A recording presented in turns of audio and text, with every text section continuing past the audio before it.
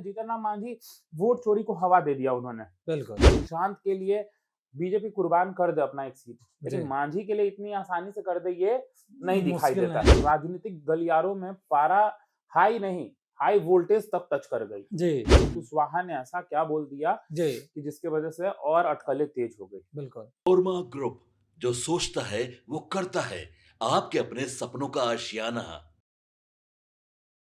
ये बिहार के राजनीति को आखिर हो क्या गया है, जहां एक तरफ इलेक्शन खत्म हो गया, उसके बाद सरकार भी बन गया, लेकिन अभी भी माहौल जो है वो इलेक्शन वाला ही लग रहा है। एक तरफ जो पक्ष है वो विपक्ष की बात कर रहे हैं, और विपक्ष जो है वो पक्ष की तो बात करते ही है, लेकिन पक्ष विपक्ष का जो हमला चलते रहा है, एक दूसरे पर तीखा प्रतिक्रिया करते हुए नजर आ रहे हैं। वहीं दूसरी ओर जो है एनडीए गठबंधन में अब ऐसा लग रहा है कि थोड़ा सा कहीं खटपट हो रहा है।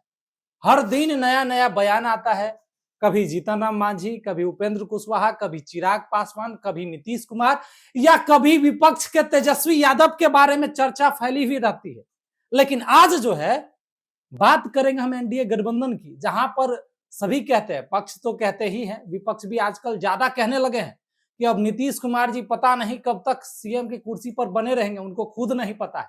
लेकिन आज का जो माहौल बना है वो उपेंद्र कुशवाहा जी ने बना दिया है अपने बयान को क्या करता। हमारे साथ हमारे सहयोगी दीपक जी हैं। दीपक जी, क्या मामला चल रहा है? अभी राजनीति जो है कुछ ज्यादा ही गर्म हो चुकी है, तो क्या उपेंद्र कुशवाहा जी का क्या मामला है?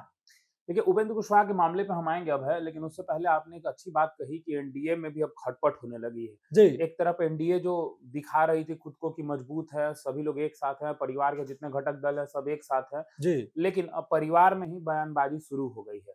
पहले जीतन राम मांझी और उसके बाद अब उपेंद्र कुशवाहा। जी। और देखिए, सबका कहीं ना कहीं एक ही जड़ है, वो है राज्यसभा का चुनाव। बिल्कुल। आपने सही कहा, बिहार की चुनाव खत्म हो गई है विधानसभा की, लेकिन माहौल चुनाव का ही है। जी। लेकिन अब बिहार के चुनाव का माहौल नहीं है, राज्यसभा का चुनाव का माहौल है। जी। लेकिन अब ऐसा क्या हो गया बिहार की राजनीति में कि नीतीश कुमार की मुलाकात जो है बड़े नेताओं से दिल्ली में हुई। जी। कहा जा रहा था कि नीतीश कुमार दिल्ली गए चेकअप कराने के लिए हेल्थ को लेकर। जी। लेकिन अब जो हेल्थ चेकअप वाली बात है वो कहीं ना कहीं ठीक है, कराए होंगे नीतीश कुमार, मैं मानता हूँ, लेकिन नीतीश कुमार की बड़े नेताओं से मुलाकात हुई है। जी। और इस मुलाकात के कई मायने निकाले जा रहे हैं। अगर एक मायने पे मैं बात करूं, एक बात मैं कहूं तो देखिए, राज्यसभा का चुनाव में 5 ऐसी सीटें हैं जो 9 अप्रैल 2026 को कार्यकाल खत्म होना है। जी। उसमें 2 आरजेडी के हैं, 2 जदयू के हैं और एक उपेंद्र कुशवाहा हैं।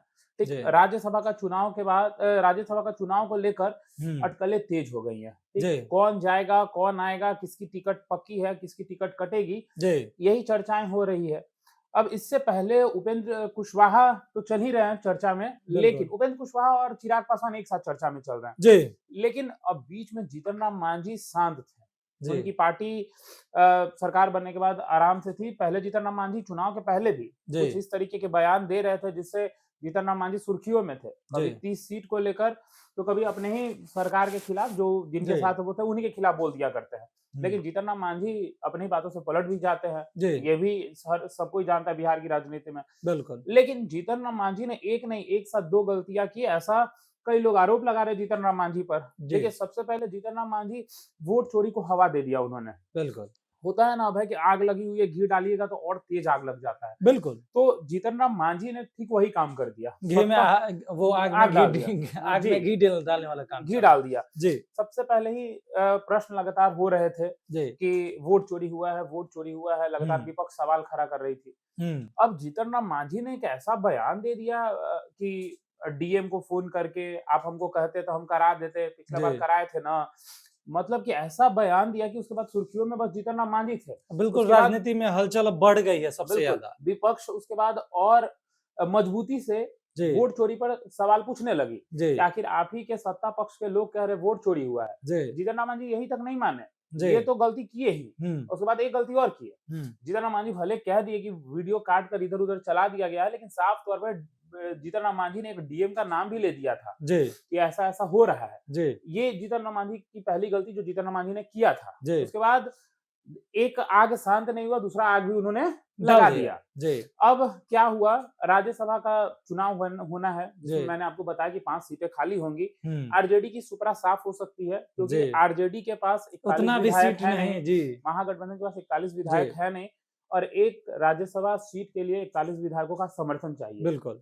अगर उनके पास 41 विधायक का समर्थन नहीं है, यानी कि उनकी राज्यसभा में एक भी सीट रिजर्व होने नहीं जा रही है। एक उपाय है तेजस्वी यादव के पास और एक उपाय है महागठबंधन के पास कि अगर जो विपक्ष में है, चाहे वो AIMIM हो और BSP हो, अगर ये लोग मिलते हैं एक साथ, तब जाके 41 पूरेगा, यानी कि तेजस्वी यादव एक सीट रिजर्व। लेकिन उसमें भी घमासान मचेगा कि भाई हमें दे दो तो हमें दे दो। बिल्कुल, लेकिन तेजस्वी यादव 25 सीटों पर उनकी जीत हुई है, कहने के लिए तो बहुत कम है, लेकिन ठीक है, अब संख्या के मुताबिक सबसे ज्यादा महागठबंधन में उन्हीं का कहा जाएगा। हाँ, लेकिन अब जितनी पे उनकी जीत हुई है वो तो हुई है, ठीक। अब ऐसे में अगर तेजस्वी यादव इन लोगों को साथ मिलाते हैं या वो लोग साथ आते हैं, तो तेजस्वी यादव एक सीट बचा सकते हैं।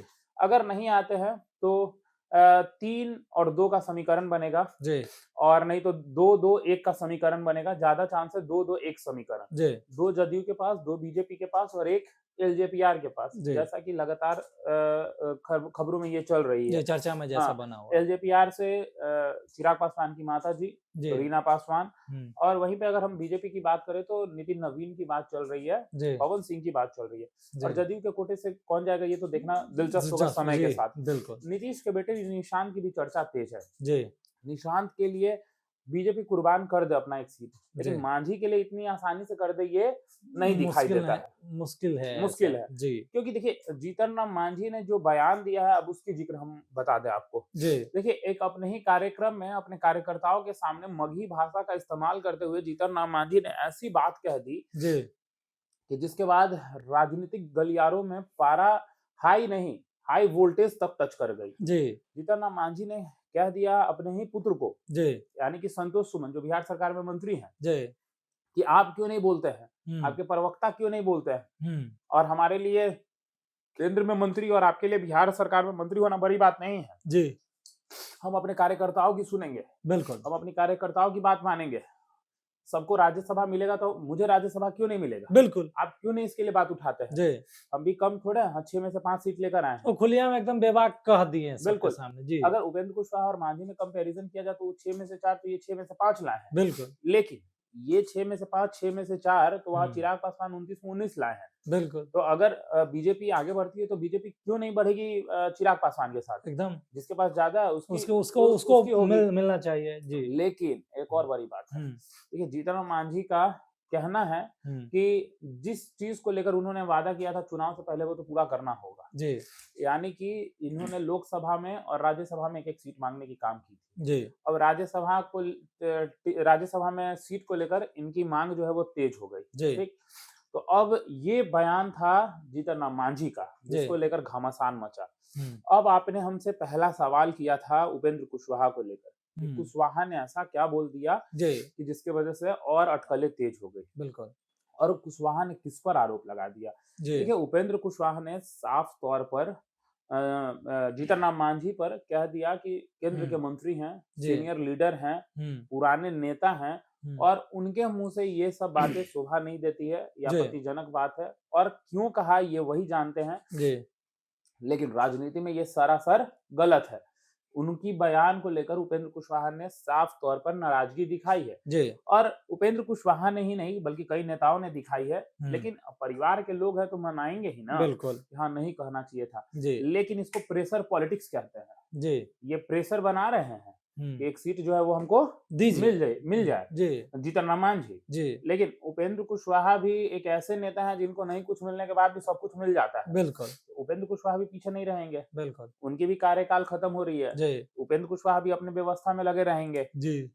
और एक और सीधी सी बात है कि उपेंद्र कुशवाहा ने कहा कि कार्यकर्ताओं का मनोबल बढ़ाने के चक्कर में जीतन राम मांझी ने कह दिया कि भाई हम जो है राज्यसभा की सीट मांग लेंगे, और या उस समय चुनाव के लिए जो कह दिया कि हाँ हमने तो डीएम से बात कर ली थी, इस बार हमको कहता था ना हम मदद करते हैं। यानी कि अब देखिए, लगातार मीडिया की सुर्खियों में एक ही बात चल रही थी कि क्या चुनाव मैनेज होता है और चुनाव आयोग कहाँ है। क्योंकि जीतन राम मांझी ने बात ही ऐसे कह दी थी। जीतन राम मांझी सवालों के घेरे में थे। अब नीतीश कुमार दिल्ली गए। नीतीश कुमार की आपने भी देखी होगी उन तस्वीरों को। हम चाहेंगे कि हमारे एडिटर साहब उन तस्वीरों को लगा दे।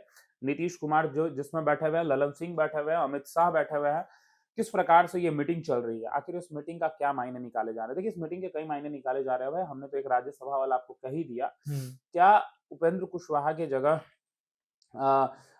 कौन जाएगा, एलजेपीआर जाएगा या जीतन राम मांझी को तवज्जो दिया जाएगा, ये देखना दिलचस्प होगा। बिल्कुल, क्योंकि जिस प्रकार से बिहार की राजनीति में एनडीए में लगातार कही जा रही थी बातें कि हम एकजुट है, लेकिन एकजुटता अब दिखाई नहीं दे रही है। जी, तो अब समझ सकते हैं कि जैसा अभी माहौल बना हुआ है बिहार के राजनीति में, एनडीए गठबंधन में भी अब थोड़ा सा लग रहा है, खटपट हो रहा है। अब देखना दिलचस्प होगा कि अब आगे क्या होता है, क्योंकि बिहार के राजनीति है, कुछ भी हो सकता है। तो फिलहाल इस खबर में इतना ही।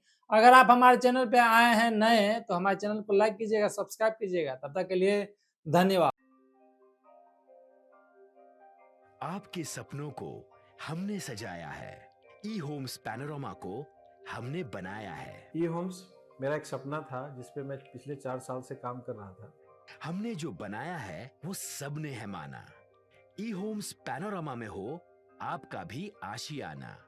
और फाइनली हमने 2021 में इस प्रोजेक्ट को लॉन्च किया। बहुत लोग अप्रिशिएट कर रहे हैं कि पूर्णिया जैसे शहर में, बिहार के, एक तो बिहार की बात करें उसमें भी पूर्णिया जैसे छोटे जगह में इस तरह का लाइफस्टाइल देना, ये सुन के हम लोगों को बहुत अच्छा लगता है।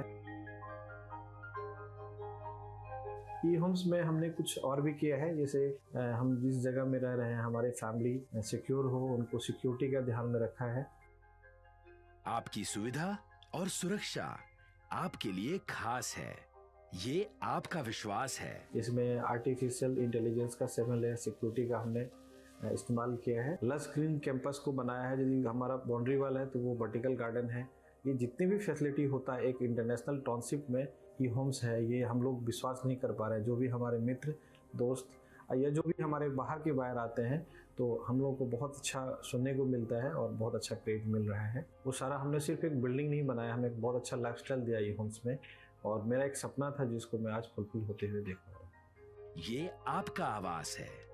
ई होम्स पैनोरामा में अब आपका निवास है। E Homes Panorama, luxurious lifestyle redefined. Panorama Group, जो सोचता है वो करता है। अगर ये वीडियो पसंद आई और वह बिहार के राजनीति और बिहारियत से सरोकार रखेनी तो सब्सक्राइब बटन दबा के चैनल के सब्सक्राइब कर ली। ओजे एगो घंटी बा, ओकरा बटन दबा देला से कुल सटीक और मारक खबर रुआ मुफ्त में मिल जाई। अगर रुआ पत्रकारिता के हमनी के नया प्रयोग में सहयोग कर चाहतानी तो ज्वाइन बटन दबा दी। पेटीएम नंबर नोट कर ली 9386816700।